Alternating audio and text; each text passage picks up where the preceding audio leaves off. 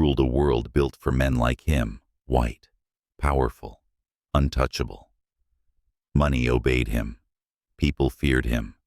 Love was optional. So when he married a blind black woman from nowhere, everyone assumed it was charity, a contract, a favor, a woman meant to be grateful and invisible.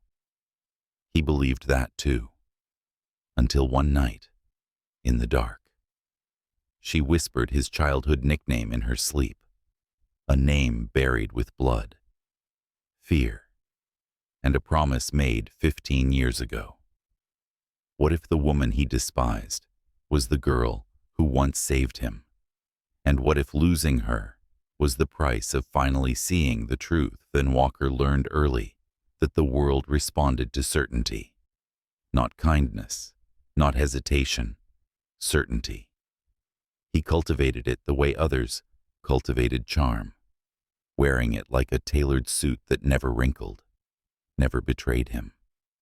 By 30, his name carried weight in rooms that decided the fate of markets and men. He spoke, and numbers moved. He signed, and empires bent. The press called him disciplined. Rivals called him dangerous. His grandmother, the woman who raised him, called him prepared. No one asked what it had cost. Ethan lived in a glass and steel world designed to reward men like him, white, brilliant, composed. The kind of world where lineage mattered, where scars were only acceptable if they were invisible.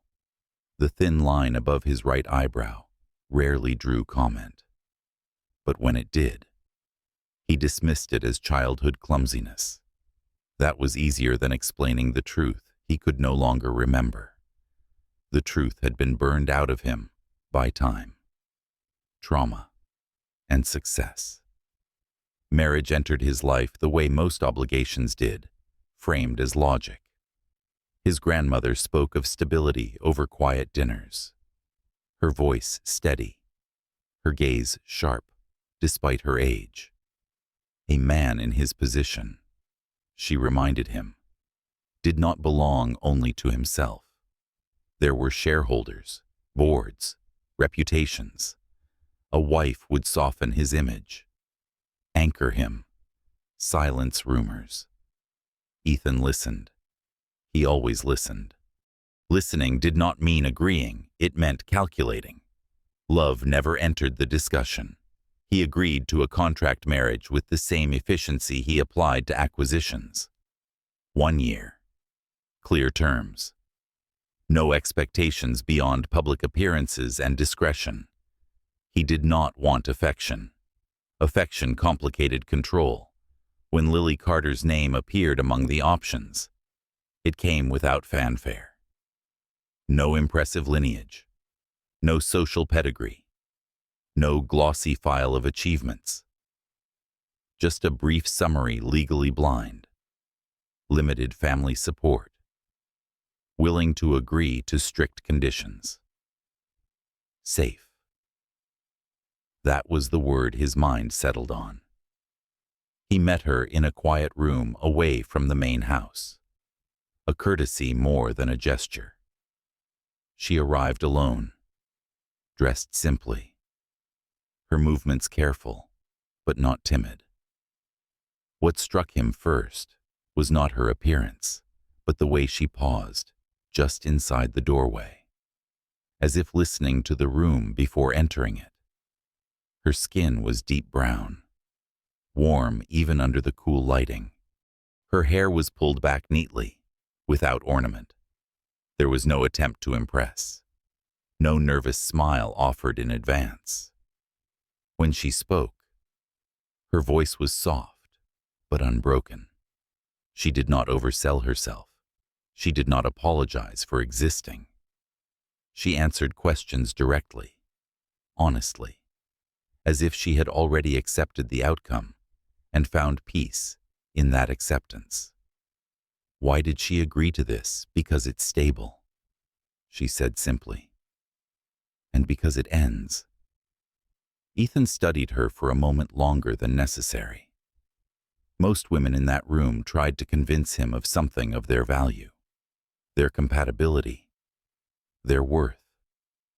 Lily did not. That absence of performance unsettled him more than ambition ever could.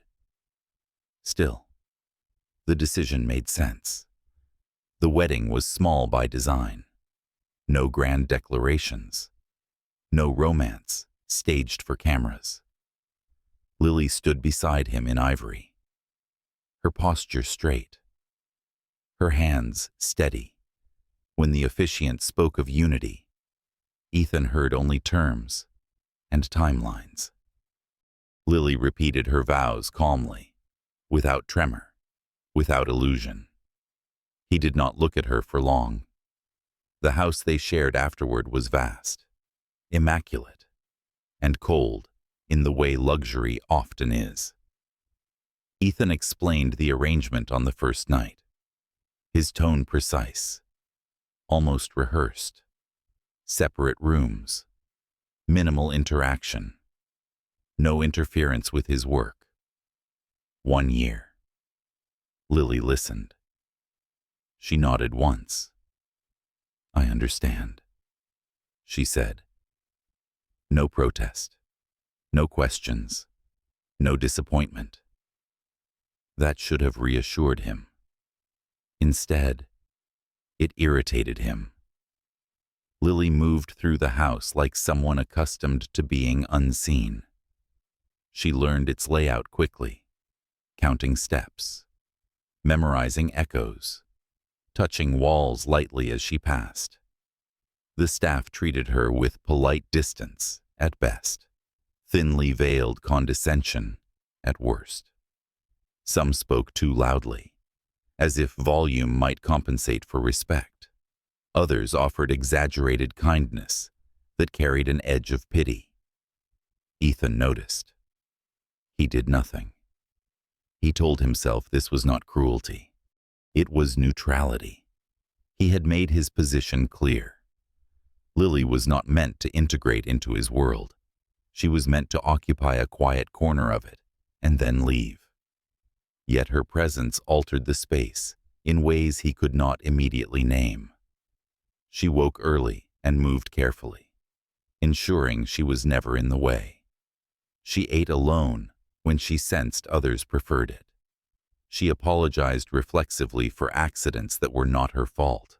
A misplaced cup, a misjudged distance.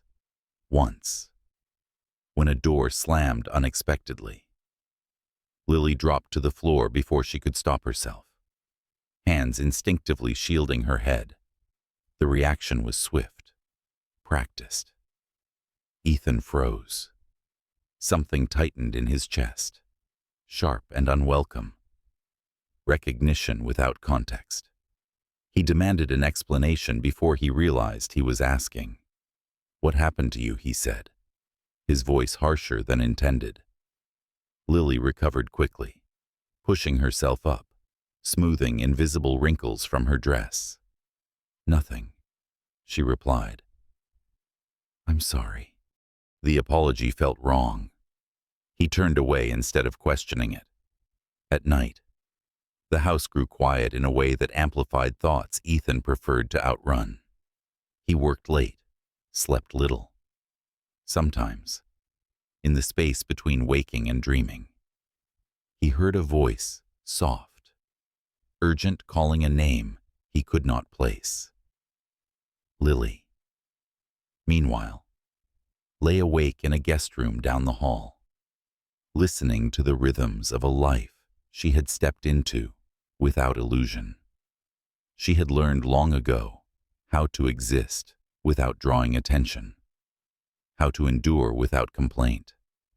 Endurance had kept her alive.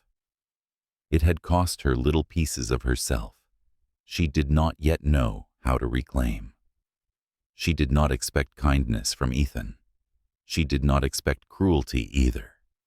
What unsettled her was the tension she sensed beneath his composure, the way his presence sometimes felt protective despite his distance. the way his body moved instinctively when she startled, as if responding to something older than intention. Neither of them spoke of it. The world outside the house made its judgments quickly. Photographs of the new Mrs. Walker circulated with thinly veiled commentary. Headlines praised Ethan's restraint, his unexpected generosity. Lily's name appeared less often than her description. Blind, black, fortunate. She read the tone even when she could not read the words. At their first public event together, Lily felt the scrutiny settle over her like weight. Conversation slowed when she approached. Compliments arrived wrapped in surprise. "You're so articulate. You carry yourself so well." As if these were exceptions rather than truths. Ethan watched from a distance, irritation simmering beneath his calm. He told himself it was annoyance at distraction, at inefficiency. He refused to examine why the way people looked at her made his jaw tighten. That night, Lily dreamed. In her dream, she was small again, cold and frightened, holding half of a broken necklace in her hand. A boy stood in front of her, blood on his forehead, his voice steady despite the terror around them. "I'll find you," he said, "no matter what." She woke with the words on her lips. Across the hall, Ethan stirred restlessly, his fingers brushing the scar above his brow without conscious thought. He did not know why his chest ached, or why the silence felt suddenly too loud. 2 lives, bound by a night neither fully remembered, moved forward under the same roof, one armored by power, the other by survival. Neither of them knew it yet. But the lie Ethan had built his certainty on was already beginning to crack. And when it did, nothing, not money, not control, not the world that had been built for him, would protect him from the truth waiting inside her silence. The house adjusted to Lily the way it adjusted to anything that did not belong by tolerating her presence without acknowledging it. Its rhythms remained unchanged, precise and indifferent. Ethan moved through mornings with practiced efficiency, meetings stacked like armor, decisions sharpened to avoid doubt. Lily learned the sounds of his schedule without trying the cadence of his steps before dawn. The pause near the study door, the quiet finality of his departure. She arranged her life around those sounds, not out of fear, but habit. Habit had kept her safe longer than hope ever had. Ethan told himself he preferred it this way. Distance was clean. Distance preserved control. And yet, he noticed her absence more acutely than her presence. He noticed when she did not come down for breakfast, when her chair remained empty, when the house felt too symmetrical without her quiet interruptions. He disliked the feeling and labeled it irritation. Irritation could be dismissed. Curiosity could not. Lily spent her days mapping spaces that were never meant to be hers. She counted steps, learned the way air shifted near open windows, recognized rooms by the echo of her own breath. The staff spoke to her as one speaks to a problem that must be managed, delicately polite, careful, never equal. Some offered assistance she did not ask for. Others withheld it as if withholding were a lesson. Lily accepted both without comment. She had learned long ago that resistance often cost more than it saved. What unsettled her was not the coldness. It was the inconsistency. Ethan would pass her in the hall without acknowledgement, then later move a chair closer to the wall so she would not trip. He would correct a servant sharply for speaking too loudly to her, then retreat into silence as if ashamed of the impulse.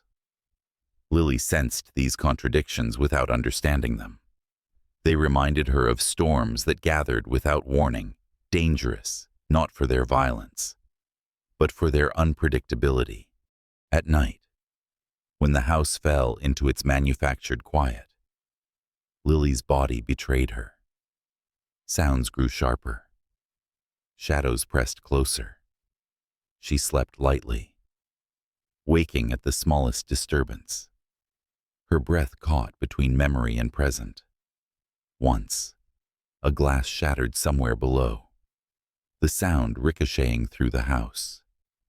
Lily was out of bed before thought could intervene, hands raised, heart racing. The door to her room opened a moment later.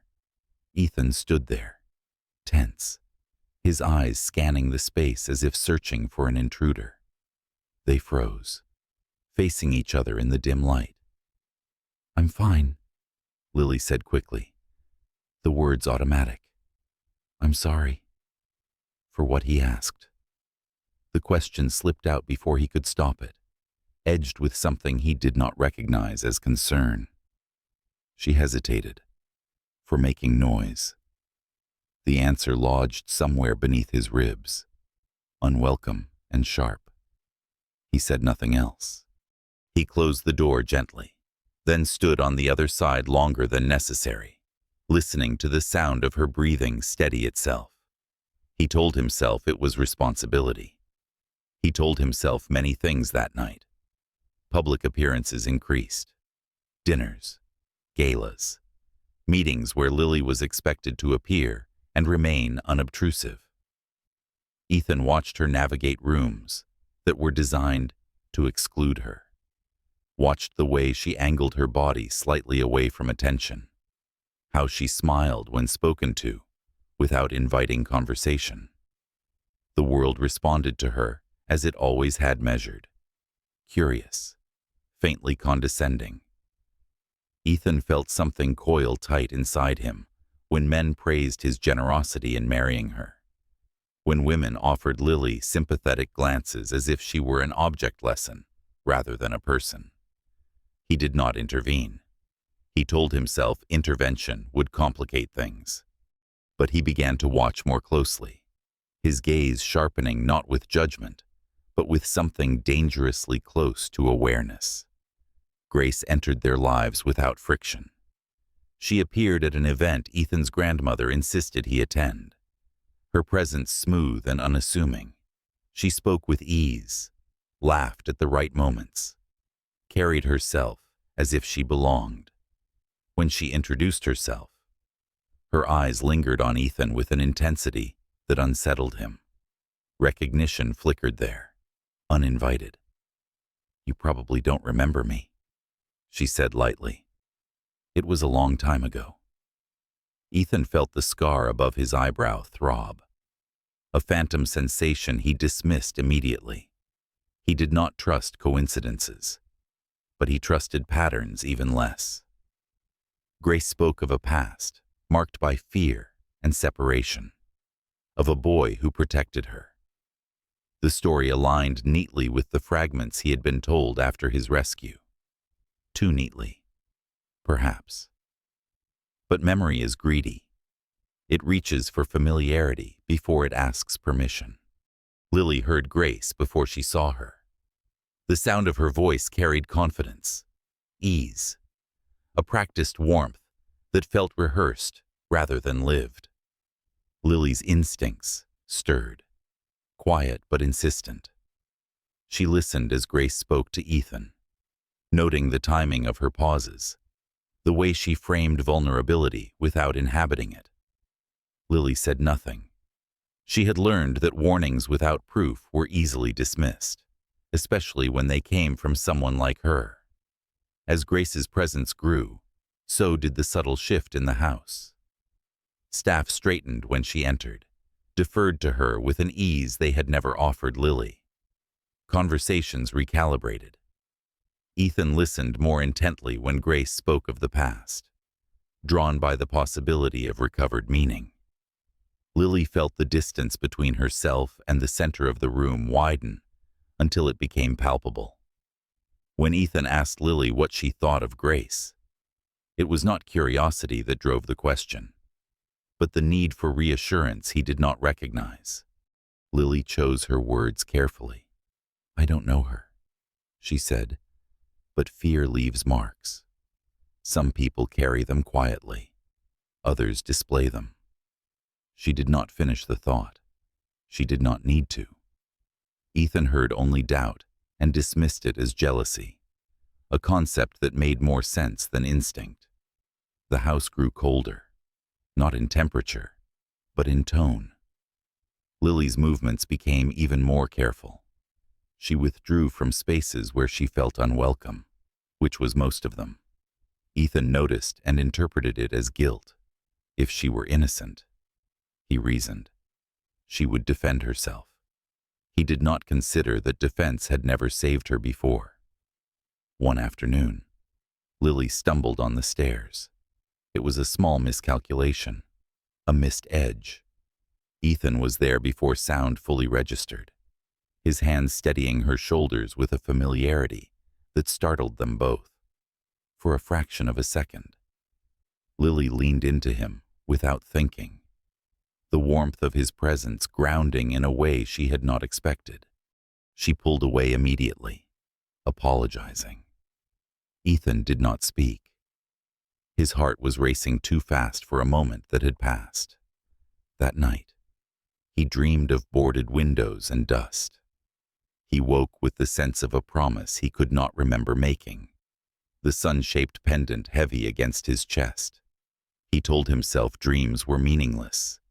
He told himself the ache was temporary. Grace's story gained traction. It was easier to believe, easier to repeat. It required nothing from Ethan except acceptance. Lily's truth, unadorned and quiet, demanded attention, demanded courage. He chose the path that felt safer and called it reason.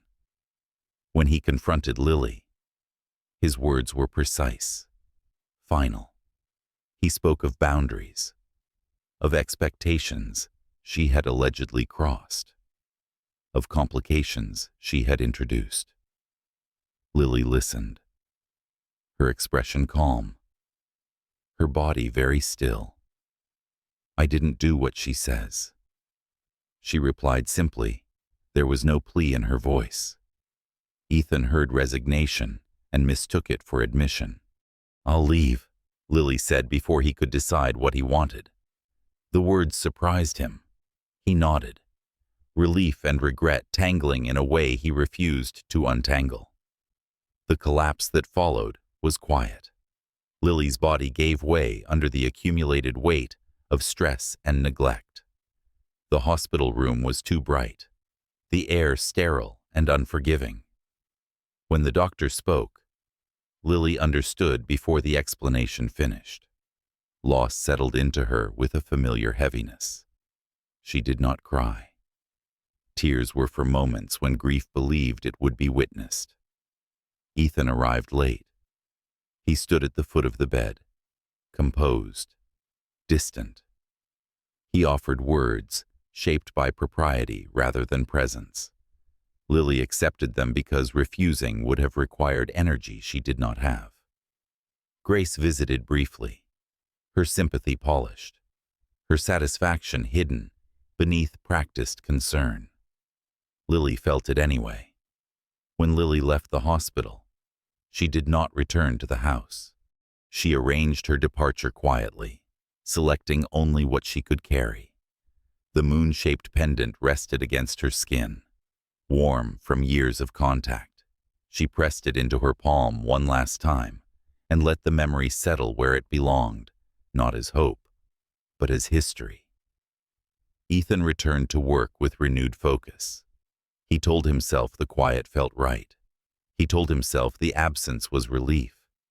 He ignored the way the house echoed differently, the way his scar throbbed without reason, the way the sun-shaped pendant felt colder against his chest. Two people moved forward from the same moment in opposite directions, one toward control, the other toward survival.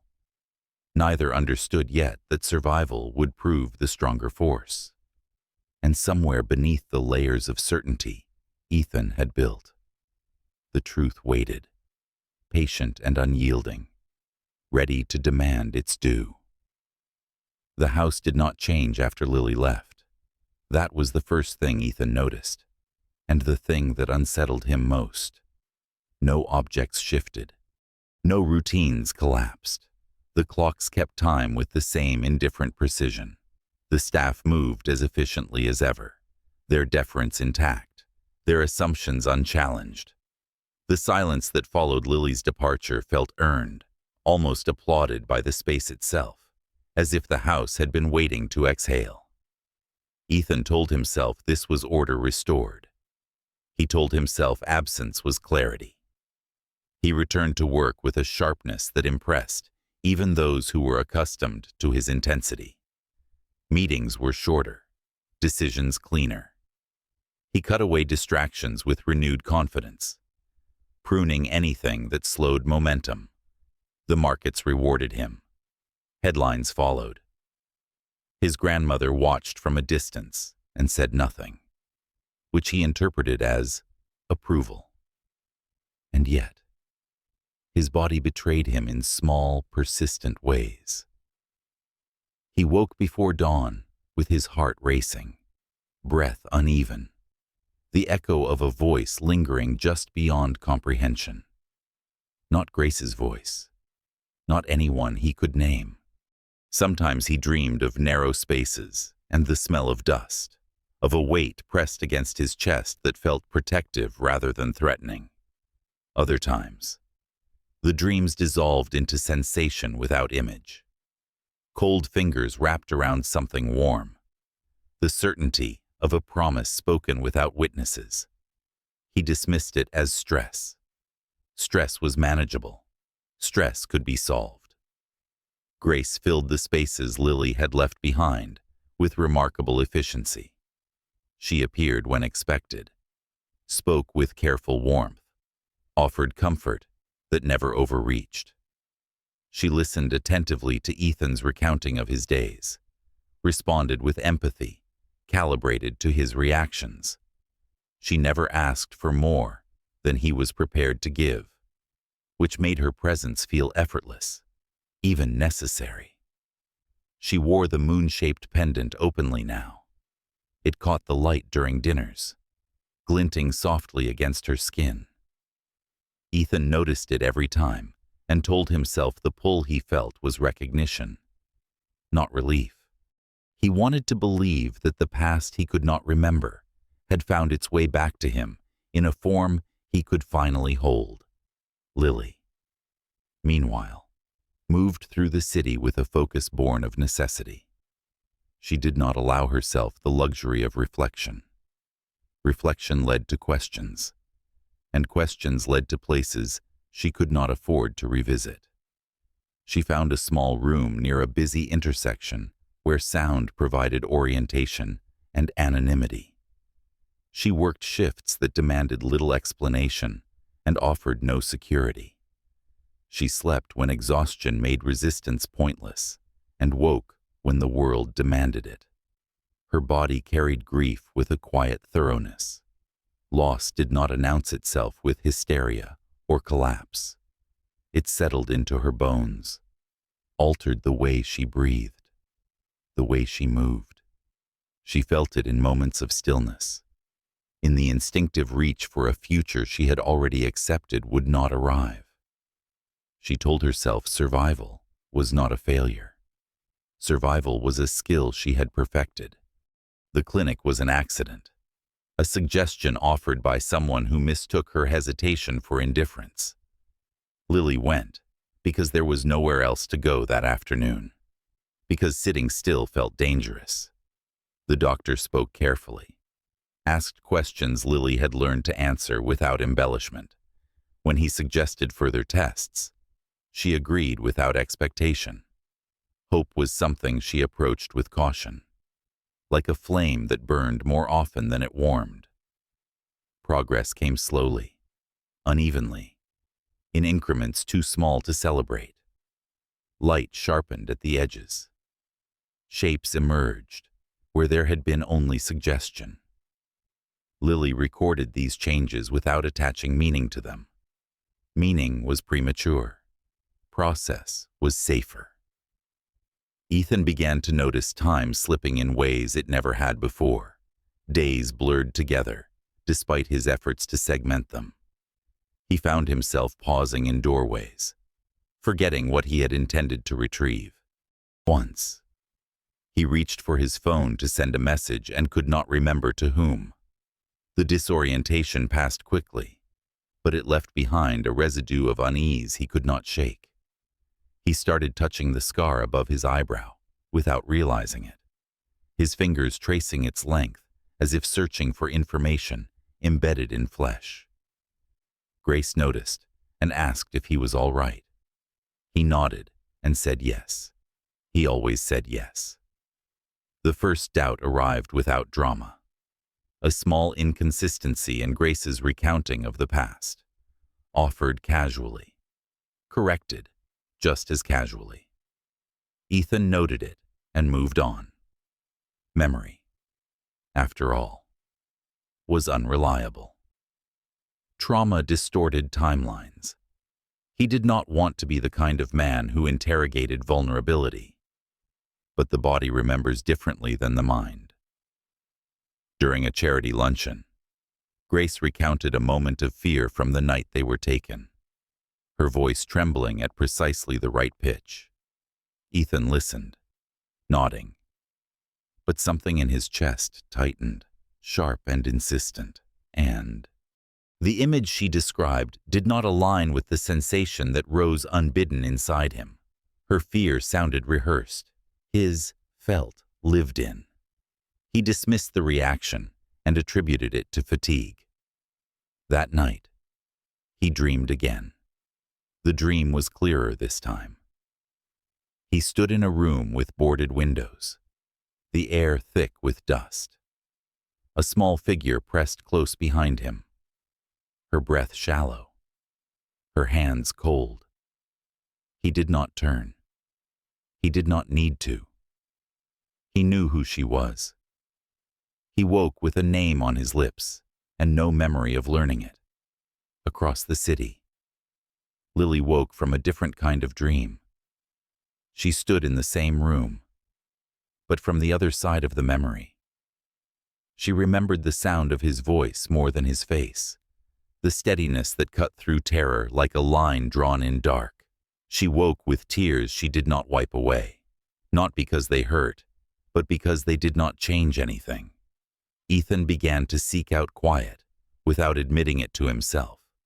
He avoided crowded rooms, shortened engagements, declined invitations that would once have appealed to his sense of control.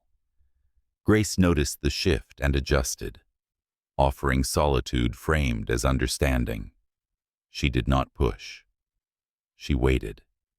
Patience had always been her strength. The doubt grew anyway. It surfaced in small questions Ethan asked himself and did not answer. Why had Lily never tried to convince him? Why had she accepted departure without resistance? Why did the idea of her survival unsettle him more than her absence ever had? These questions did not accuse him. They simply existed, persistent and unignorable. He requested old records under the guise of routine archiving. Files he had not reviewed in years surfaced again, their details blunted by time. He read them quickly at first, then more slowly. A note in the margin caught his attention. Other child, not recovered. Necklace missing. The words sat there, plain and unembellished, offering no comfort. The sun-shaped pendant pressed heavy against his chest. He took it out and held it in his palm, studying its worn edges, the familiar warmth that had never felt like memory until now. He aligned it mentally with Grace's pendant and felt something fracture, clean and sharp. Lily's progress continued without announcement. Her vision improved enough that the world began to insist on definition. She saw her own reflection clearly for the first time in years and did not recognize herself. The woman staring back held herself differently, her posture shaped by something more than endurance. Lily touched the glass lightly, grounding herself in the present. She enrolled in night classes with money saved carefully, choosing subjects that rewarded precision. Numbers made sense. Systems made sense. She excelled quietly, drawing attention she neither sought nor avoided. A professor offered guidance without condescension. Lily accepted slowly, learning to trust support that did not require erasure. Ethan confronted Grace gently, indirectly, with questions framed as curiosity. She answered smoothly, her expressions calibrated, her reassurance immediate. He listened, nodded, and felt the doubt sharpen rather than dull. He realized then that the discomfort he felt was not fear of being wrong, but fear of being right. The city shifted for Lily in subtle ways. Doors opened where they had once closed. Her name appeared on lists she had never imagined accessing. She moved forward without spectacle, each step deliberate, earned. She did not look back. Looking back had never carried her anywhere worth staying. Ethan's certainty, once his greatest asset, became brittle.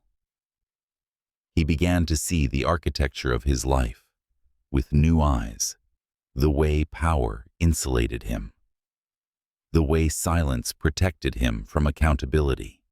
He recognized the ease with which he had accepted a story that required nothing from him but belief, while rejecting one that demanded responsibility. He did not yet know what he would do with this awareness. He only knew it could no longer be ignored. Two lives continued on trajectories shaped by the same night, one moving toward reclamation, the other toward reckoning.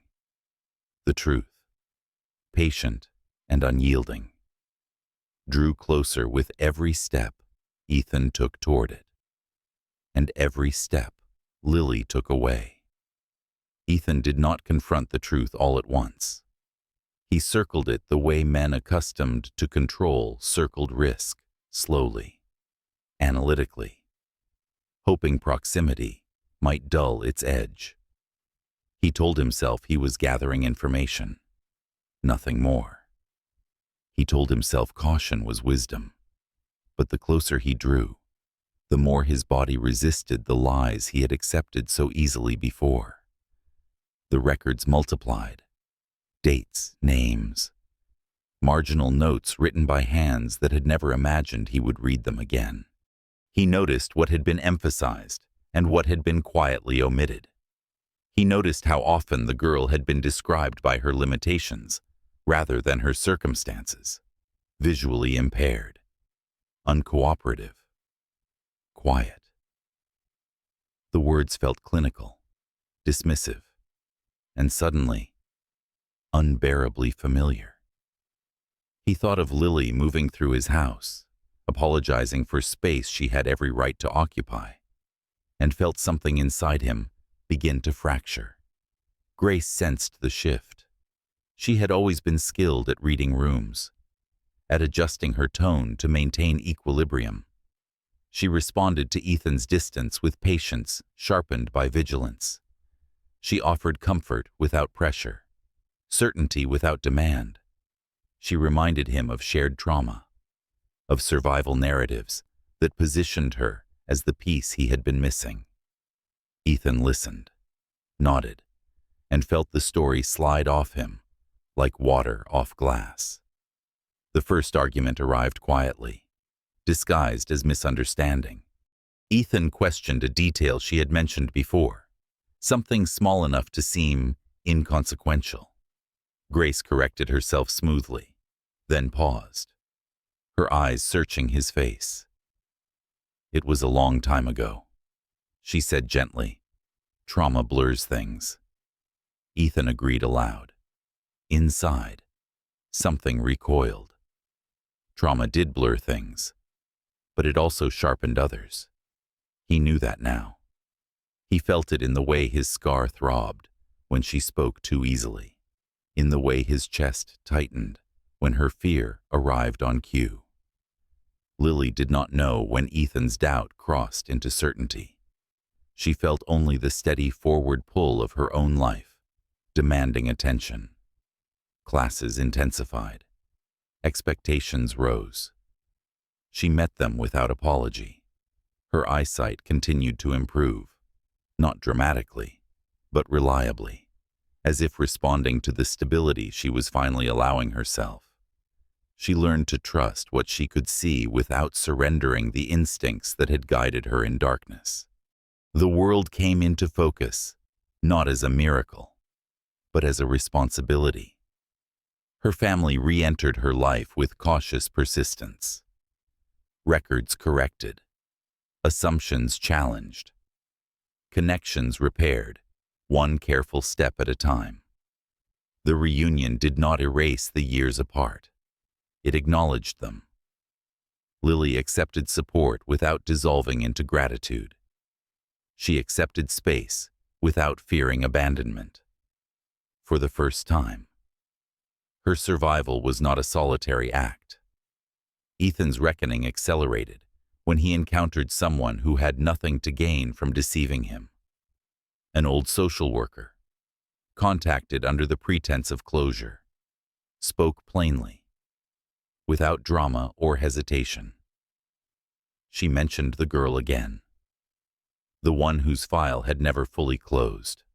Quiet, dark-skinned, legally blind. Ethan felt the room narrow, the air thicken. He asked for the file. The social worker hesitated, then complied. The truth did not arrive with fireworks. It arrived with consistency.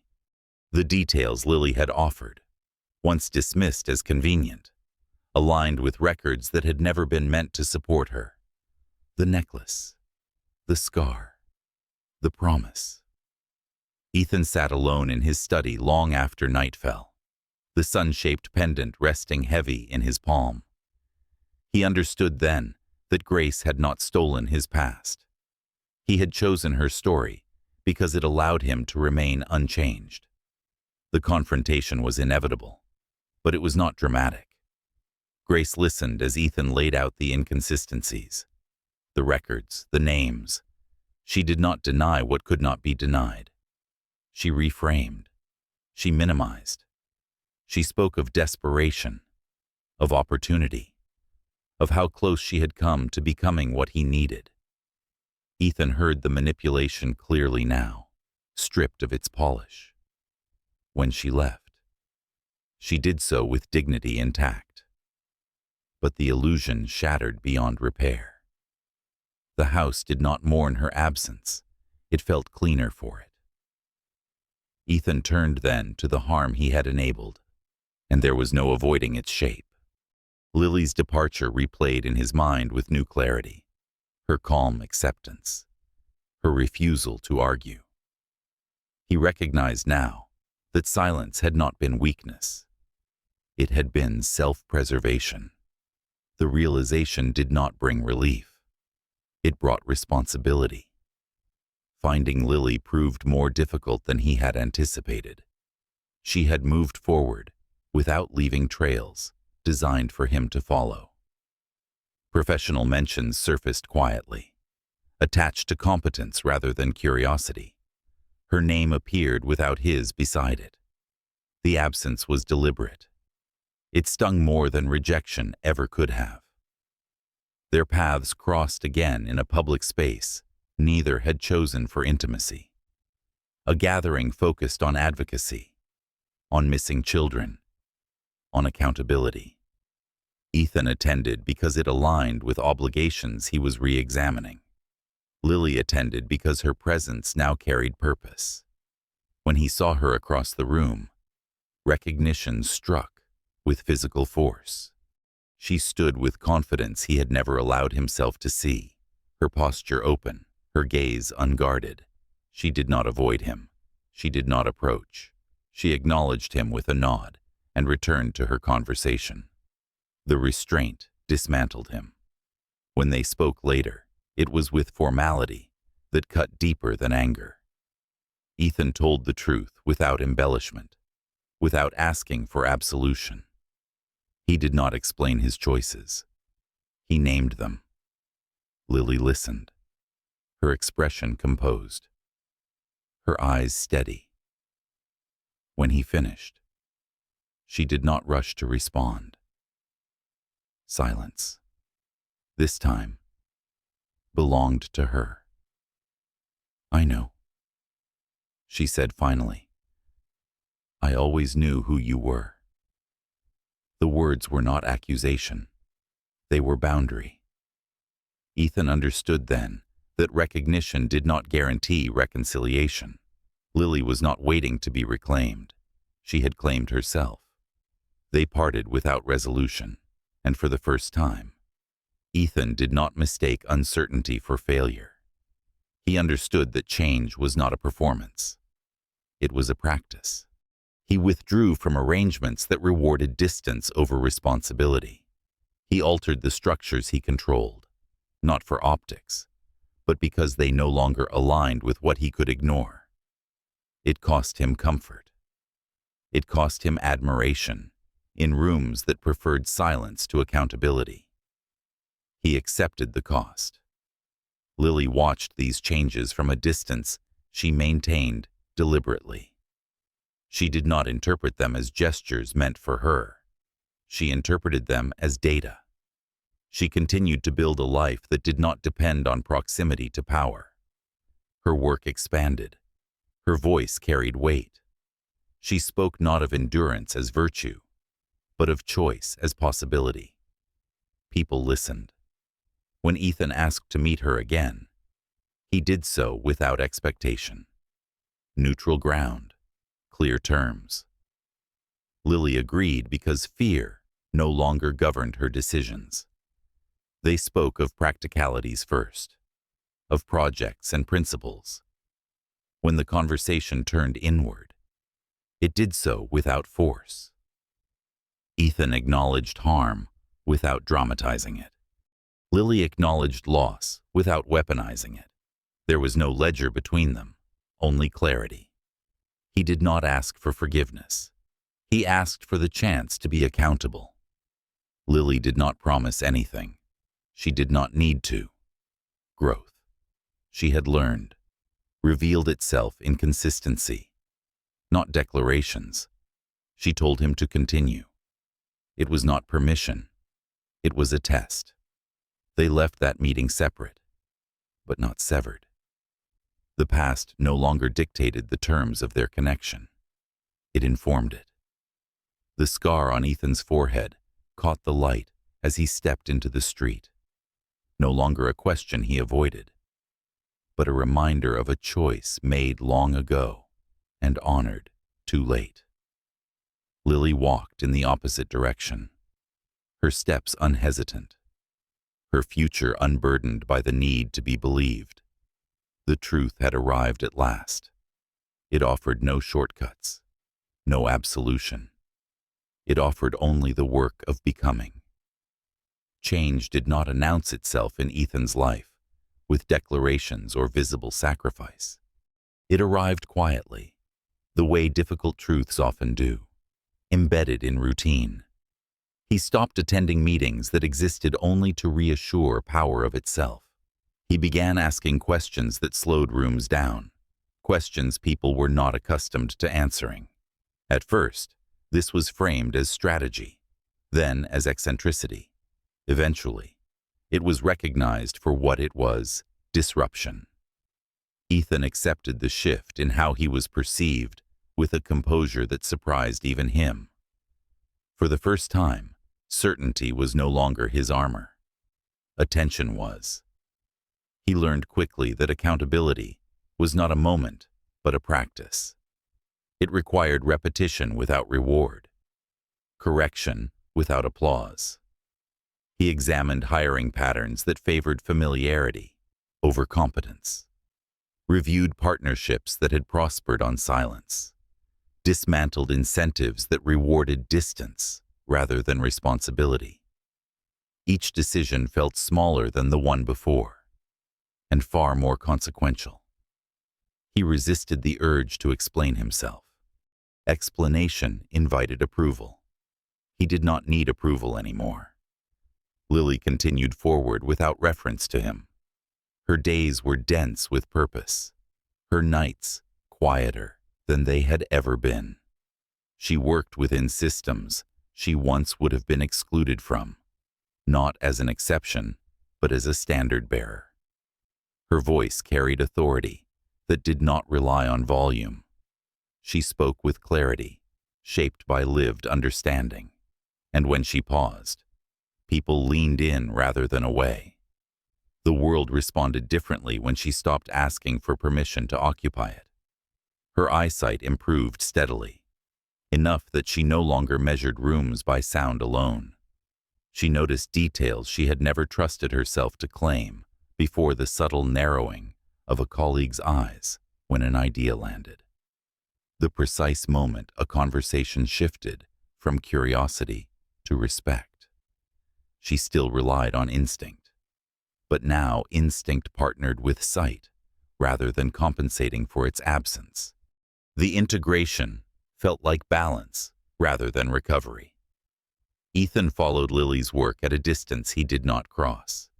He read reports, watched panels, noted the consistency of her approach. There was no spectacle in what she did, no attempt to draw attention to her past. She did not trade trauma for credibility. She offered competence instead. The restraint deepened his respect in ways admiration never had. He understood now that proximity would not grant him insight. Observation was a privilege he had not earned. They met again months later, not by design, but alignment. A collaborative initiative brought them into the same room with a clear agenda and no room for performance. The setting was professional, the tone deliberate. Ethan arrived prepared to listen, not persuade. Lily acknowledged him with the same measured composure she offered everyone else.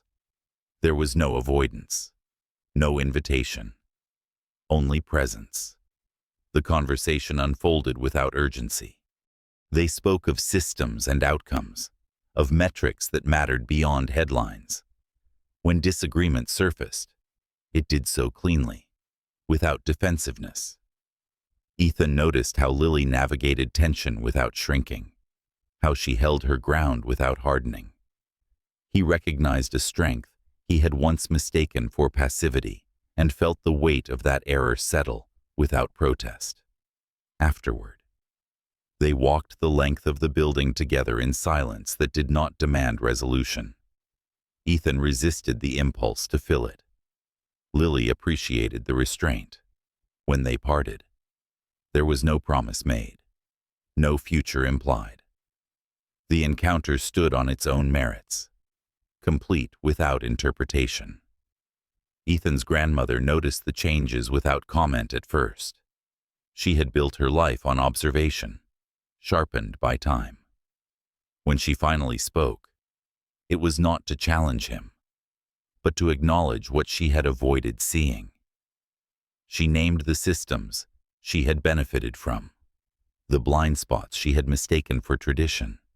The conversation was brief, unsentimental, and necessary. Ethan listened without interruption. Accountability, he had learned, began at home. Lily's family watched her growth with a mixture of pride and caution. They had learned the cost of assumption, the danger of rushing repair. They offered support without steering, presence without possession. Lily accepted it without fear of obligation. For the first time, care did not require erasure. It did not demand gratitude in exchange for autonomy. The world did not shift all at once. Resistance appeared in predictable forms. Skepticism disguised as concern. Praise that attempted to soften critique. Invitations framed to reclaim comfort. Ethan declined what did not align, Lily declined what did not serve. Neither of them dramatized these refusals. They allowed consequence to speak for itself. Time did its quiet work. Trust accumulated slowly, measured not in declarations but in consistency. When Ethan made mistakes, he corrected them publicly without self-flagellation. When Lily encountered setbacks, she addressed them without retreat. They learned to recognize each other's progress without attaching it to outcome. Recognition, they both understood now, was not ownership. The past surfaced less often, but when it did, it arrived without violence. Memory softened into context. Lily no longer carried it as weight. Ethan no longer avoided it as threat. They spoke of it once, briefly, without detail or defense. The acknowledgement was enough. The past did not need to be relived to be integrated. Their connection deepened not through intensity, but through alignment. They chose slowness. They chose transparency without exhibition. When fear appeared, they named it without apology. When doubt arose, they examined it without accusation. They learned that trust did not mean certainty. It meant willingness. One evening, after a long day, shaped by difficult decisions, they sat together without agenda. The city hummed around them, indifferent and alive. Lily spoke of endurance not as virtue, but as evidence of capacity. Ethan spoke of leadership not as authority, but as responsibility. The conversation did not resolve into romance. It did not need to. Intimacy. They were discovering, could exist without possession. The moon-shaped pendant remained tucked away, no longer worn as talisman or proof. The sun-shaped half rested in a drawer, its weight familiar, but no longer demanding. They did not need symbols to validate what was unfolding. The work itself was enough. When Ethan asked Lily, eventually, what she wanted from him, he did so without expectation. The question was not an invitation. It was an opening. Lily considered it carefully, then answered with the clarity that had become her signature. She wanted consistency. She wanted honesty. She wanted the freedom to walk away without penalty. Ethan accepted the terms without negotiation. For the first time, agreement did not feel like control. It felt like respect. They did not rush. They did not perform. They allowed the future to arrive at its own pace, shaped by choices rather than longing. The scar on Ethan's forehead caught the light occasionally, a reminder not of pain, but of a decision made long ago and finally understood. Lily noticed it and did not look away. Seeing clearly, she had learned, was not about erasing the past. It was about carrying it without letting it lead. What they were building was not redemption. It was alignment, and alignment, they knew now, required daily work that rarely showed. What changed between them did not arrive with certainty, but with repetition. Days layered themselves into weeks, marked by shared labor rather than shared declarations. Ethan learned that proximity without entitlement demanded discipline.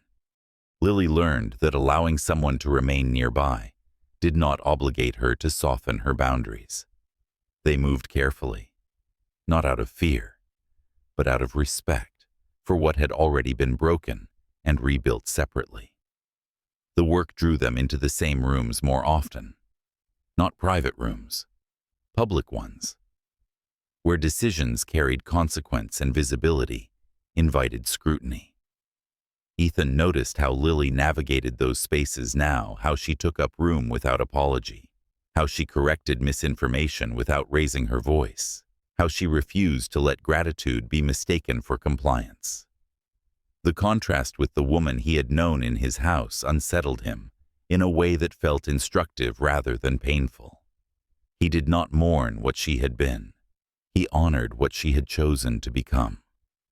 The world tested them predictably. Whispers surfaced, thinly disguised as curiosity, questions framed as concern, invitations that attempted to repackage old hierarchies as progress. Ethan declined without explanation. Lily declined without hesitation. Their refusals aligned more often than not. A quiet confirmation, neither pointed out. Alignment, they understood, did not require constant affirmation. It revealed itself through pattern. Ethan's internal reckoning continued in parallel. Quieter now, but no less demanding. He confronted habits he had once mistaken for efficiency, the way he filled silence to avoid discomfort, the way he deferred emotional labor to those with less power, the way he interpreted restraint as agreement. Each recognition felt like shedding weight he had not known he carried. He accepted the discomfort as instruction rather than punishment. Lily's life expanded in ways that did not ask permission. Opportunities multiplied, not dramatically, but steadily. She chose collaborations carefully, mindful of how quickly intention could be diluted by optics. She insisted on clarity, on roles defined without ambiguity. People adjusted. Those who could not moved aside. Lily learned that discernment was not cruelty. It was care, directed inward. They spoke often, but not excessively. Conversations were purposeful, grounded. When vulnerability surfaced, it did so without urgency. Ethan did not reach for reassurance. Lily did not offer it prematurely. They learned the cadence of honest exchange, when to pause, when to proceed, when to stop. The restraint created space rather than distance. One evening, after a particularly contentious meeting that had required Lily to assert authority in the face of thinly veiled resistance, they walked together without destination. The city moved around them, indifferent and alive. Lily spoke first, not about the meeting, but about exhaustion. Not the dramatic kind, the cumulative kind that settled into muscles and lingered. Ethan listened without interrupting, resisting the impulse to solve. When she finished, he acknowledged the weight without reframing it. The acknowledgement landed with unexpected force. Lily felt it and did not step away. The past intruded less frequently now, but when it did, it arrived without disguise. A smell, a sound, a phrase that tightened the chest before the mind could intervene. Ethan learned to notice these reactions without suppressing them. Lily learned to name them without fear. They did not dissect memories. They contextualized them, allowing experience to exist without dictating outcome. Grace faded into irrelevance without confrontation. The story she had offered lost its utility once Ethan no longer needed it. He did not vilify her. He did not pursue closure through spectacle. He recognized manipulation for what it was and adjusted accordingly. The adjustment mattered more than the judgment. Ethan's grandmother observed from a distance that grew increasingly intentional. When she spoke, it was with the clarity of someone relinquishing certainty rather than defending it. She acknowledged the exclusions she had normalized, the protections she had mistaken for prudence. The acknowledgement did not absolve her. It reoriented her. Ethan understood then that legacy was not what one preserved. It was what one corrected. Lily's family presence remained steady, grounding without constriction. They did not push for reconciliation. They did not measure progress by proximity to power. They measured it by Lily's ease, by the way her laughter returned unforced, by the way she slept through the night, more often than not. Lily accepted the support without negotiating her autonomy. Care no longer required vigilance. Their relationship shifted subtly, from alignment to intimacy, without a line clearly crossed. It was not marked by a first touch or a declaration. It was marked by trust, offered and received without transaction. Ethan began to anticipate Lily's needs, not as obligation, but as attention. Lily began to allow that attention without bracing for cost. The question of desire surfaced quietly, acknowledged without urgency. They did not rush to define it. They allowed it to exist alongside caution, neither suppressing nor indulging it. Ethan learned that restraint could be a form of care. Lily learned that desire did not require surrender. When conflict arose, and it did, inevitably, it was handled without retreat. They named misalignment quickly, addressed it directly, and adjusted without scorekeeping. There was no ledger of past harm invoked to win present arguments. The absence of that weapon changed everything. Disagreement became collaboration rather than threat. One night, as they sat together reviewing plans that would affect people neither of them would ever meet, Lily asked Ethan what he feared most now. The question was not an invitation to confession. It was an inquiry, shaped by curiosity rather than demand. Ethan considered it longer than he had expected. He spoke of the fear of mistaking intention for impact, of believing himself changed before the work was done. Lily listened and nodded. The answer mattered less than the willingness to ask it. The city continued its indifferent hum. The world did not pause to applaud their progress. It did not need to. What they were building did not require witness to exist. It required choice, made daily, without guarantee. They did not speak of the necklace, not yet. Some symbols required distance before release. They understood this instinctively, respecting the timing, neither controlled. What bound them now was not the past they shared, but the present they were choosing. Choice carried weight. It demanded presence. It demanded the courage to proceed without promise.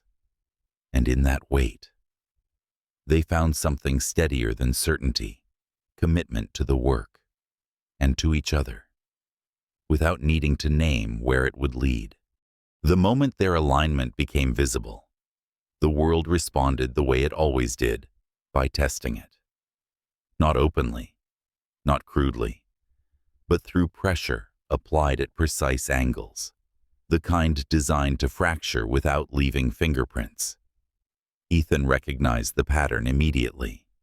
Lily recognized it even faster. Neither of them mistook resistance for coincidence. The scrutiny intensified. Invitations arrived framed as opportunities, but structured as traps. Panels that promised dialogue, but demanded compromise. Funding proposals that required Lily to soften language, dilute conclusions, repackage lived harm into something palatable for donors who preferred distance to discomfort. Ethan watched how quickly praise curdled into control when Lily refused to adjust. He watched how the same people who once dismissed her now resented her for not being grateful enough. He felt the familiar urge to intervene decisively, to leverage authority and silence opposition through force of reputation. The impulse surprised him less than his restraint. He understood now that protection offered from above often replicated the very imbalance it claimed to correct. Lily did not need a shield. She needed space. Ethan chose to provide it by standing still. Lily bore the pressure without dramatizing it. She had learned long ago that systems rarely announce their limits. They reveal them through consequence. She navigated the resistance with precision, documenting patterns, naming behaviors, refusing invitations that demanded self-erasure. Each refusal narrowed her options and clarified her path. She accepted the narrowing without panic. Clarity, she had learned, was a form of freedom. Their private conversations shifted accordingly, not in tone, but in content. They spoke less about possibility and more about sustainability, about how long one could persist without reinforcement, about where support ended and substitution began. Ethan listened, absorbing the reality that solidarity was not an abstract principle, but a daily practice that required recalibration. He adjusted his involvement accordingly, amplifying Lily's work without centering himself, redirecting resources without attaching ownership. The first public backlash arrived predictably. An article framed as analysis questioned Lily's credibility, dissected her background with a scrutiny that had never been applied to her peers. The language was subtle, the implications clear. Ethan read it once, then again, feeling a familiar heat rise beneath his ribs. Lily read it and set it aside. She had expected this. Visibility, she knew, always demanded a toll. What surprised her was not the attack, but the silence that followed it. Colleagues who had spoken confidently in private hesitated publicly. Support that had felt assured retreated into neutrality. Lily understood the calculus. Association carried risk. She did not resent it. She noted it. Ethan responded without statement. He declined a high-profile engagement that would have positioned him as neutral arbiter. He redirected funding toward initiatives Lily supported without public attribution. He refused to participate in conversations that framed her work as controversial rather than necessary. The refusals accumulated quietly, each one costing him leverage he had once guarded jealously. He did not regret the cost. He recognized it as alignment in action. The strain took its toll anyway. Lily began sleeping less. The exhaustion returned, not as collapse, but as erosion. Ethan noticed before she acknowledged it, the way her pauses lengthened, the way her attention flickered at the edges. He named it once, gently, without instruction. Lily accepted the observation without defensiveness. She adjusted her schedule, delegated more, rested when she could, allowing care. She was learning, was not surrender. The past intruded again, sharper this time. A late-night phone call triggered a memory Lily had not anticipated, her body reacting before her mind could intervene. Ethan witnessed the aftermath, not the memory itself, but the residue. He did not ask for explanation. He did not attempt comfort. He stayed. The staying mattered more than any words he could have offered. Ethan faced his own reckoning as the backlash spread. Board members questioned his judgment. Advisors warned of reputational risk. Old allies suggested compromise as pragmatism. He listened without yielding, recognizing the familiar language of preservation. He had spoken it fluently once. Now it sounded hollow. He chose to absorb the consequences rather than deflect them. The choice narrowed his circle. It clarified his priorities. Their relationship weathered the pressure not through reassurance, but through honesty. When Lily doubted the sustainability of the work, she said so. When Ethan felt the weight of expectation pressing against his resolve, he admitted it. They did not rush to comfort each other. They validated the reality of the strain and returned to the work with recalibrated expectations. Progress slowed. Integrity did not. The necklace surfaced unexpectedly, not as symbol, but as artifact. Lily found the moon-shaped pendant while reorganizing papers. Its familiar weight, stirring a memory she no longer avoided. She brought it to their next meeting without comment, setting it between them on the table. Ethan recognized it immediately. He did not reach for it. They regarded it together, not as promise or proof, but as evidence of a past that had shaped them without defining them. "It doesn't need to mean anything now," Lily said quietly. Ethan nodded. He understood that release was not rejection. It was integration. The world continued to push. Another article. Another withdrawal. Another test, disguised as opportunity. Each one demanded response. Each one offered a chance to retreat. They did not retreat. They adjusted, learned, persisted. The work reshaped itself around resistance, growing leaner, sharper, less accommodating. Lily's voice carried further, not because it was louder, but because it was consistent.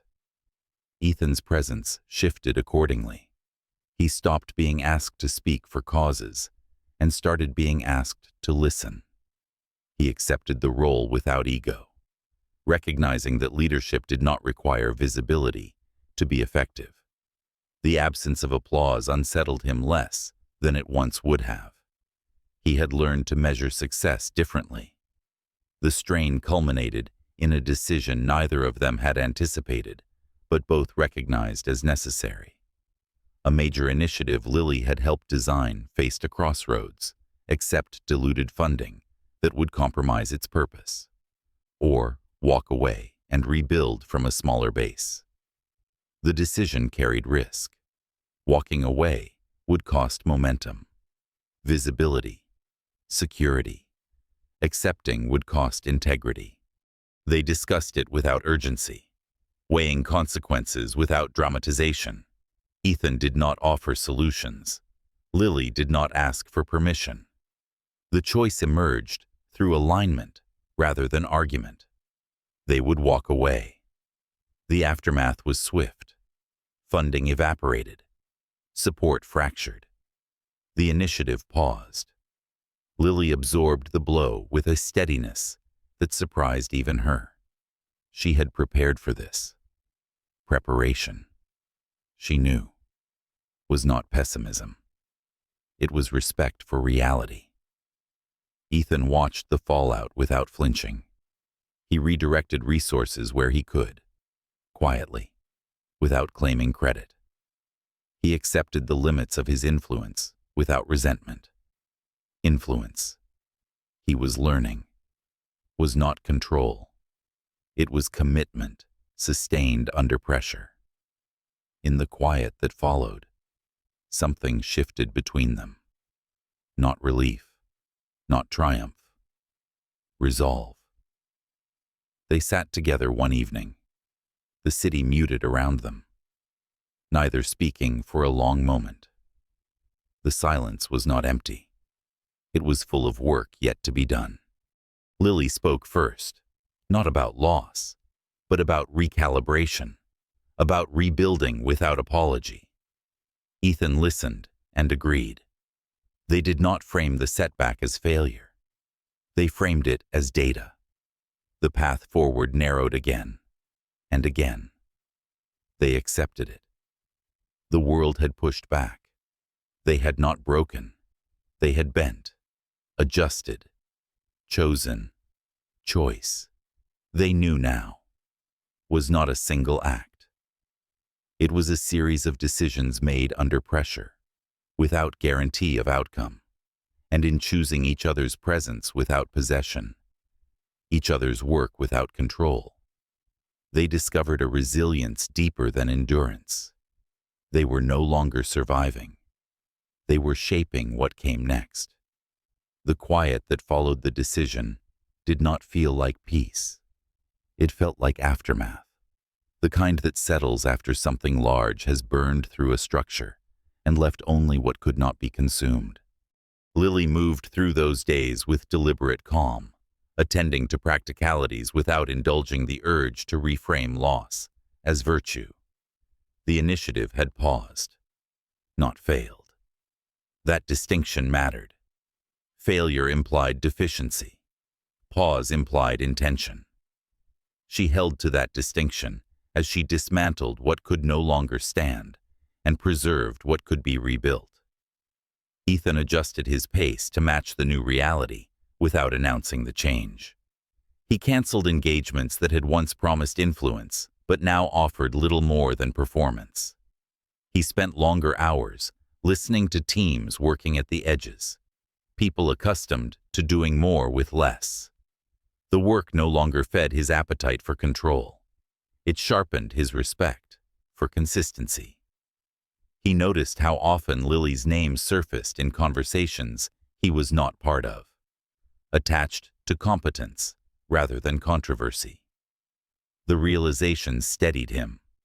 She was no longer defined by proximity to him, and that was as it should be. They did not see each other every day. The space was intentional. It allowed recalibration without retreat. When they did meet, the conversations were grounded and unsentimental. They spoke about timelines, constraints, human limits. They did not romanticize sacrifice. Lily refused narratives that framed depletion as proof of commitment. Ethan supported that refusal by aligning resources with sustainability rather than speed. The work grew smaller, then stronger, shedding what had been ornamental and keeping what could carry weight. The backlash did not vanish. It softened into persistence. Emails that questioned direction, calls that suggested compromise as pragmatism. Lily answered some and ignored others, choosing engagement as strategy rather than obligation. She did not measure success by approval anymore. She measured it by coherence. If a decision aligned with purpose, it stood. If it did not, it went. The clarity freed energy she had once spent defending herself. Ethan faced his own test of coherence when an opportunity surfaced that would have restored much of the influence he had set aside, an invitation to lead a coalition framed as reform, backed by familiar power, designed to absorb dissent without changing its source. The offer was generous. The optics were impeccable.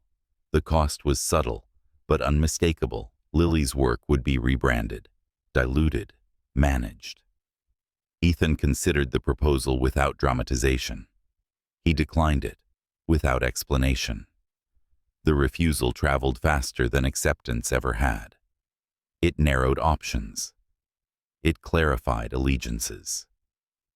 Lily learned of the decision secondhand and did not comment immediately. She had learned to trust patterns more than gestures. When she spoke, it was to ask a single question, whether the refusal had been sustainable. Ethan answered honestly. It would cost him reach in the short term.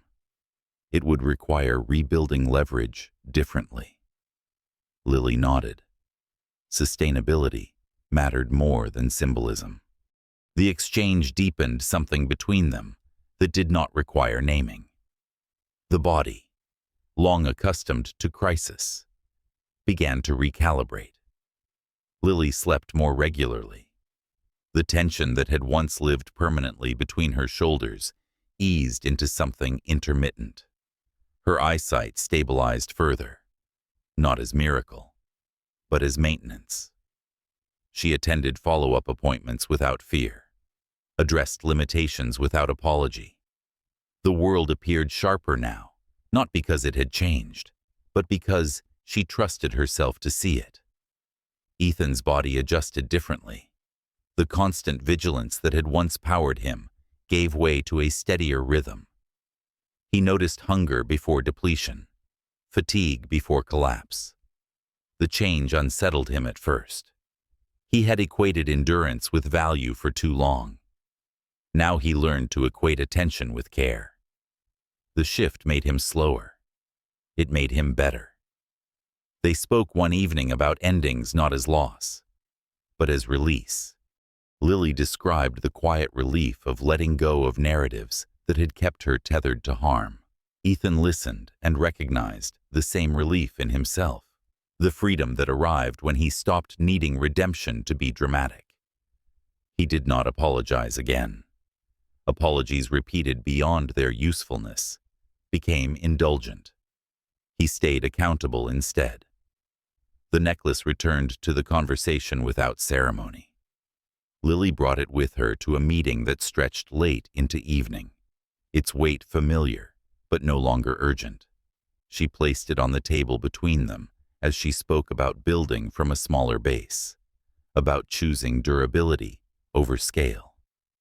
Ethan recognized the moment for what it was and did not interrupt it with sentiment. When she finished, he placed the sun-shaped half beside it. The pieces fit as they always had. They did not touch them again. The gesture marked neither reunion nor farewell. It marked acknowledgement. They left the pendants there when the meeting ended, a quiet decision made without discussion. The release did not feel like loss. It felt like alignment. The past had done its work. It no longer needed stewardship. The rebuilding began modestly. A pilot program launched without press. A small team formed around clear principles. Metrics were defined carefully. Success measured in outcomes rather than attention. Lily led without performing leadership. Ethan supported without occupying space. The work advanced unevenly, corrected often, strengthened through use. It did not impress everyone. It did not need to. Resistance resurfaced in subtler forms. Fatigue, doubt, the temptation to rush. They addressed each without panic. When Lily hesitated, Ethan waited. When Ethan questioned, Lily clarified. They learned when to push and when to pause, a skill that mattered more than speed. Their disagreements sharpened the work rather than threatening it. Trust revealed itself not through agreement, but through repair. The world noticed slowly, not with applause, but with replication. Similar programs appeared elsewhere, informed by the same principles, adapted to different contexts. Lily's influence traveled without her having to chase it. Ethan observed the diffusion with a satisfaction that did not require ownership, influence that survived separation. He understood now. Was influence worth having? They did not define their relationship publicly. They did not need to. In private, it deepened without hurry. Intimacy arrived through shared responsibility rather than declaration. When they touched, it was unremarkable and grounding, absent the urgency that once accompanied connection for both of them. They allowed closeness to grow in proportion to trust, not desire.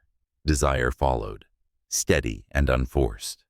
One night, after a long stretch of work that had required patience more than courage, Lily admitted something she had not said aloud before, that the fear of being believed had once governed her choices.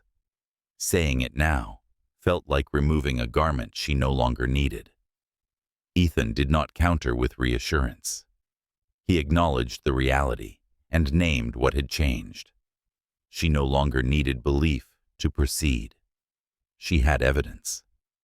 The evidence was her life. The city moved on, indifferent as ever. The world did not pause to validate what they were building. It did not need to.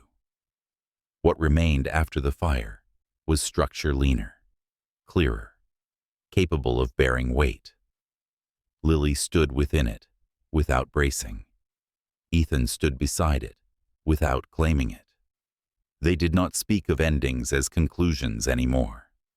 They spoke of continuance of what endured when spectacle burned away. What endured, they found, was choice made without guarantee, care offered without possession, work sustained without applause, and in that endurance, redefined and reclaimed, they found a future that did not require rescue to arrive. The future did not announce itself. It approached the way morning light does, incremental, unremarkable, unmistakable once it had arrived. The pilot program reached its first threshold quietly, the kind of milestone that mattered only to the people doing the work. Data held, outcomes repeated, failures corrected without defensiveness. Lily reviewed reports with a steadiness that felt earned rather than performed. Ethan watched the process mature without interference, the restraint now instinctive rather than disciplined. What changed was not momentum, but tone. Conversations shifted from survival to stewardship. Questions became longer term, less reactive. The work demanded patience rather than urgency, and patience proved to be the more difficult skill. Lily recognized the risk immediately. When effort begins to stabilize, complacency waits nearby. She addressed it not with pressure, but with structure-clear reviews, defined roles, protected rest, sustainability. She insisted, was not a reward earned after exhaustion. It was the condition for integrity. Ethan mirrored the shift in his own sphere. He relinquished advisory positions that required constant reassurance and accepted fewer commitments with deeper responsibility. The trade was not applauded. It was respected. He learned to read respect differently now, not as affirmation, but as reliability.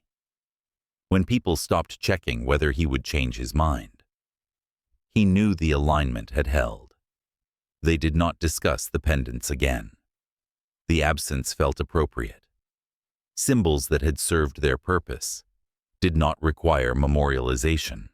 What mattered now was what could be given without being asked for, and what could be withheld without guilt. Lily had learned that last lesson at great cost. Ethan learned it by watching her practice it without apology. The world tested them one more time, not with overt resistance, but with invitation. A platform emerged that promised scale without dilution, visibility without compromise. The offer came with terms that appeared clean on the surface and fragile beneath it. Lily reviewed the proposal with care, tracing the language until she found the fault lines. Ethan recognized them too. The decision was not dramatic. They declined. The ease with which they did so surprised them both. Ease, they realized, was the mark of alignment, internalized. Pressure receded, not entirely, but enough to create space. In that space, something intimate surfaced, not urgency, not need, but desire clarified by choice.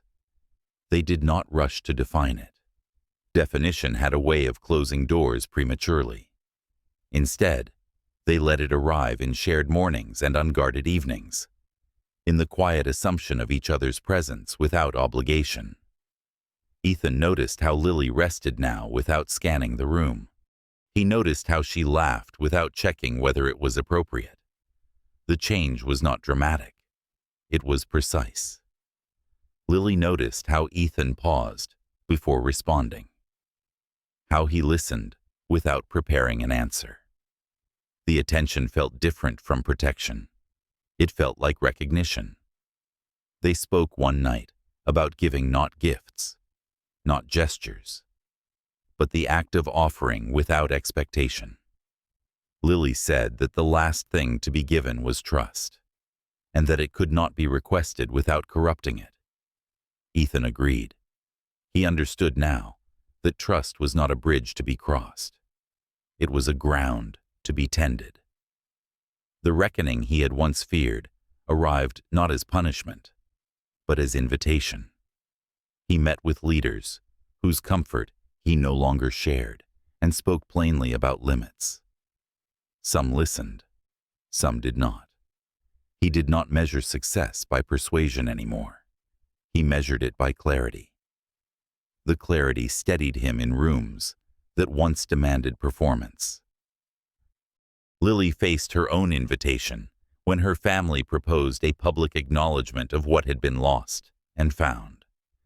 The idea stirred old instincts: gratitude, obligation, the pressure to narrate pain for consumption. She declined the spectacle and offered a smaller alternative, a closed gathering. Purpose defined. No press. The choice honored truth without exploiting it. Her family agreed. Respect, she had learned, could be negotiated without surrender. The gathering was brief and deliberate. Stories were shared without hierarchy. Silences were allowed without filling. Ethan attended without assuming a role. He listened as Lily spoke not of rescue, not of survival, but of capacity reclaimed. The words did not seek absolution or admiration. They sought coherence. When the room fell quiet afterward, it felt complete. Later, alone together, Lily acknowledged something she had not yet said aloud, that trust had arrived without ceremony. She did not declare it. She named it. Ethan received the naming without claiming it. The restraint sealed something essential between them.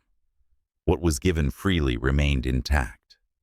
The city continued its indifferent hum. The program expanded modestly, carefully, guided by principles tested under pressure.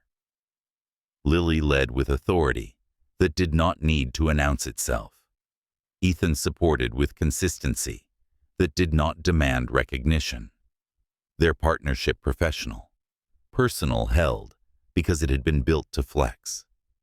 One evening, as they reviewed plans that extended beyond any single outcome, Ethan asked Lily a question he had learned not to rush. What would she do if all of this ended tomorrow?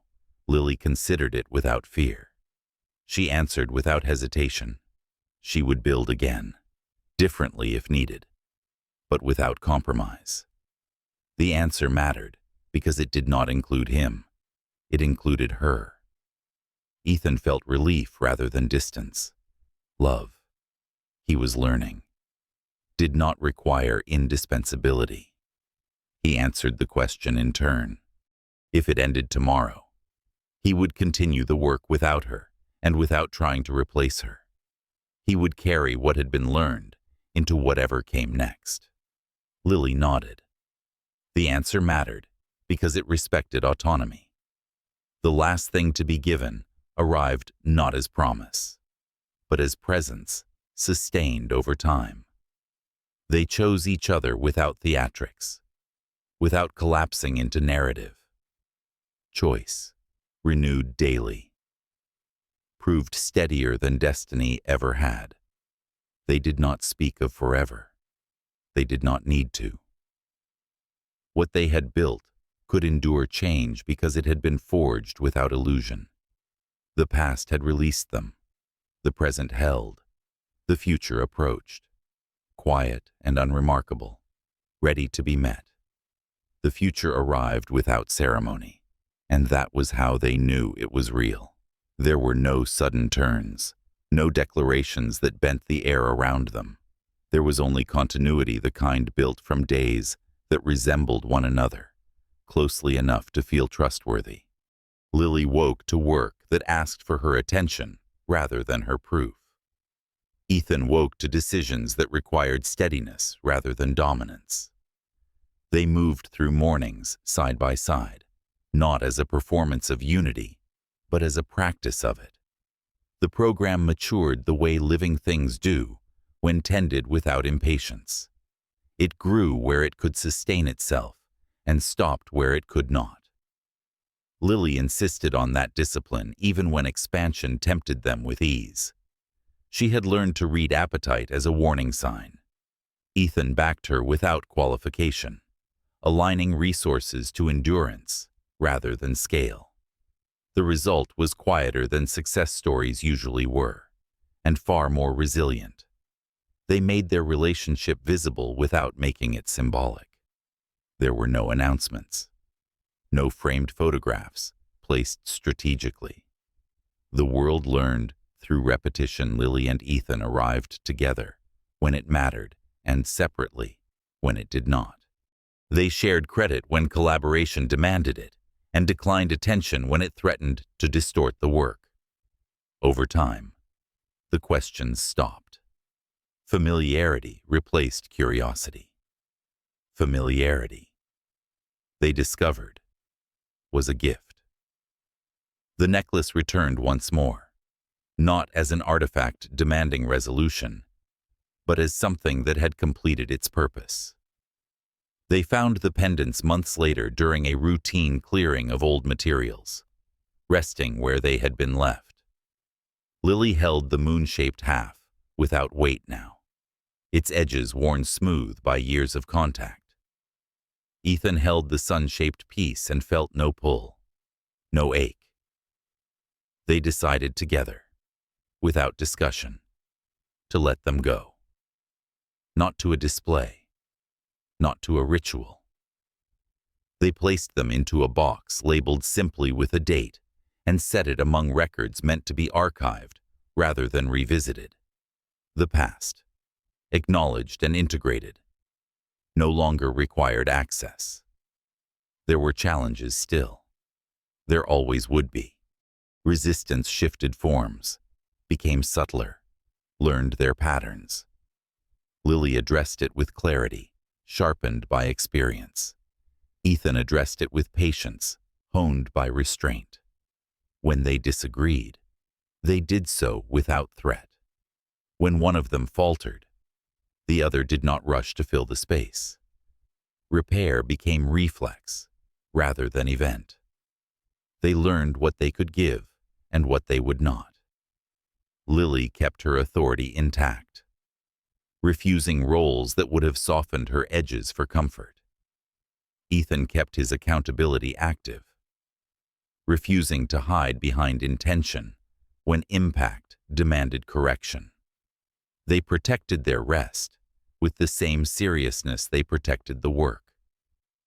Burnout, Lily insisted, was not a badge.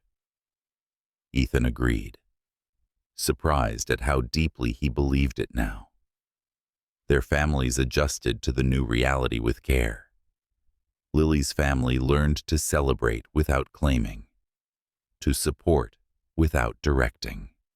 Ethan's grandmother observed the life he was building and recognized, without sentimentality, the corrections that had been made.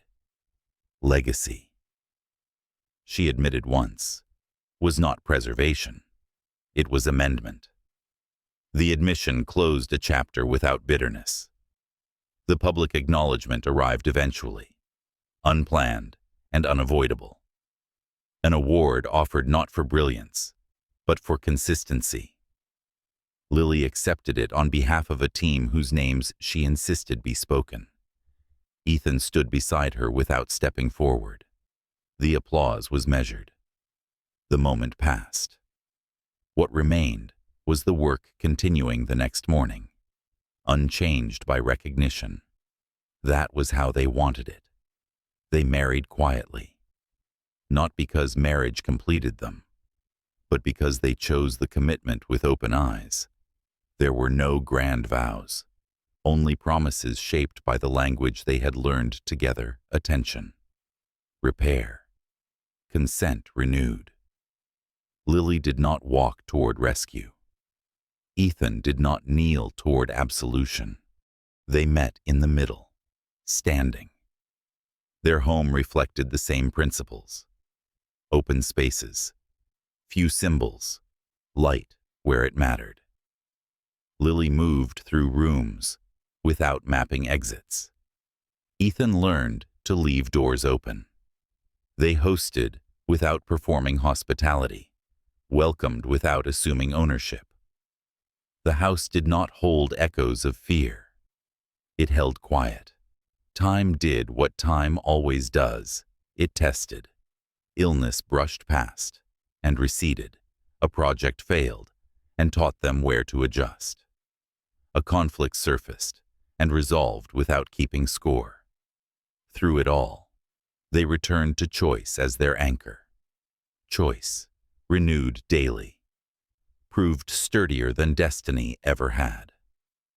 One evening, long after the city had settled into its indifferent rhythm, Lily asked Ethan a question she had not needed to ask before. Was he happy? The word had once carried too much expectation. Now it carried clarity. Ethan considered it without hesitation. He was content, he said, and contentment felt earned. Lily smiled, not the careful smile of survival, but the easy one of presence. She said she felt the same. They did not speak of the girl and the boy in the boarded house often. When they did, it was with gentleness rather than longing. The memory no longer asked to be redeemed. It had been honored through the life they built, not through reenactment. The scar on Ethan's forehead caught the light sometimes. Lily noticed it and did not look away. It marked a decision made early and understood late. It did not define him. It reminded him. In the end, there was no grand conclusion to announce, only continuity work that mattered, love that did not demand proof, and days shaped by choice rather than fear. They kept what endured: integrity over spectacle, care over control, presence over promise. Happily ever after did not arrive as an ending. It arrived as a practice. And they practiced it, together, without needing the world to witness it.